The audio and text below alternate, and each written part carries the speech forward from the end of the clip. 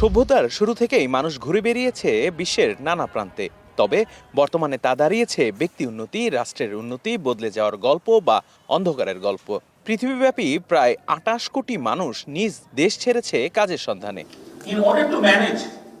মঙ্গলবার দুপুরে রাজধানীর বনানীতে একটি হোটেলে ইন্টারন্যাশনাল অর্গানাইজেশন অফ মাইগ্রেশন তাদের বার্ষিক প্রতিবেদন প্রকাশ করে, যেখানে উঠে আসে বিশ্বের সকল প্রবাসীদের তথ্য।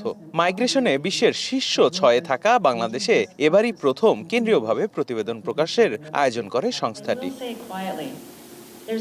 প্রতিবেদনে উঠে আসে গেল ২২ বছরে বিশ্বে অভিবাসী বেড়েছে ৬৫০%, যার প্রভাব পড়েছে বিশ্ব অর্থনীতিতে। ১৩,০০০ কোটি টাকা থেকে বেড়ে দাঁড়িয়েছে ৮৩,১০০ কোটি টাকার রেমিটেন্স প্রবাহে, যার মধ্যে ৬৫,০০০ কোটি টাকা আয় করেছে নিম্ন ও মধ্যম আয়ের দেশগুলো।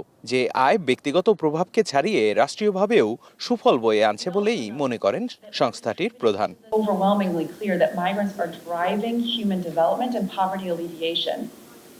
One way they do it is through their remittances and sending money back home. So the good news is that international remittances continue to flow back to low and middle income countries, despite predictions that they would have stopped or slowed down during the COVID-19 pandemic. In fact, they've continued to go up. বিশ্বে প্রায় ১২ কোটি মানুষ বাস্তুচ্যুত হয়েছেন। এদের মধ্যে রাজনৈতিক আশ্রয় এবং ধর্মীয় সংঘাতের মতো বিষয় জড়িত।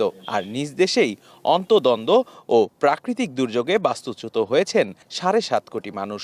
বাস্তুচ্যুত হওয়ার কারণ হিসেবে প্রাকৃতিক দুর্যোগ যুক্ত হয়েছে, যা দুশ্চিন্তার বড় কারণ বলে মনে করেন বাংলাদেশের পররাষ্ট্রমন্ত্রী।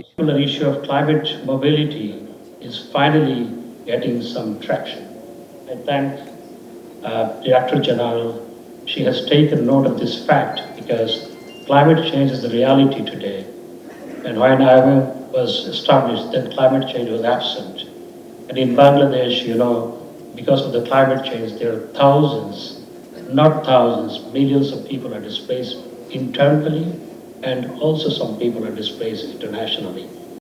প্রতিবেদনে বলা হয়েছে সারা বিশ্বের জনসংখ্যার প্রায় ৩.৫% মানুষ অভিবাসী হিসেবে কাজ করে। এর মধ্যে নারীর সংখ্যা ৪৮%।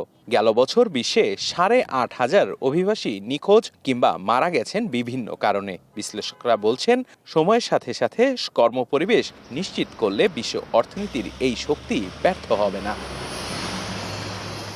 দেবরাজ দেব, এখন, ঢাকা। ওয়ালটন ফ্রিজ কিনে অনেকের মতো আপনিও হয়ে যেতে পারেন মিলেনিয়াল। সেরা পণ্যের সেরা অফার।